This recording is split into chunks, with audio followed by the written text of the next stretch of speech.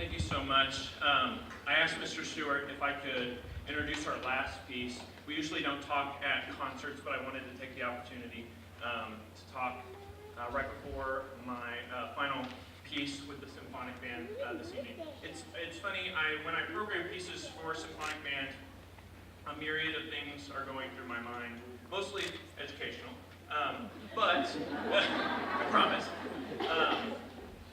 But on the back side of things, when we've kind of spent a little bit of time with the music, I find interesting connections between the music, and tonight's theme seems to be really great stories, really great books. The first piece of music you heard was the first movement from Johann de Meij's larger work for band called the Lord of the Rings Symphony.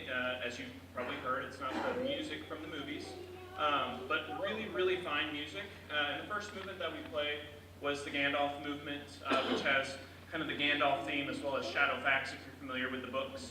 Shadowfax is Gandalf's horse, which can run as fast as the wind, which is kind of that fast, exciting middle section there. The second piece that we're going to play in our final piece is the finale from Bernstein's Candide, which is an opera based off of French philosopher Voltaire's novel of the same name.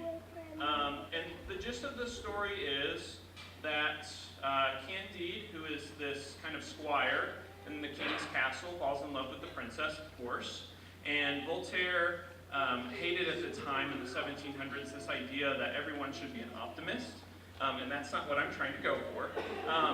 But he was trying to make a point by putting his characters, Candide and his princess, through some really trying times. That on the other side of things, if you work really hard and kind of know and find out who you are yourself, then you can have a true life experience. This piece is beautiful. I think you'll find one of the best melodies that Bernstein wrote.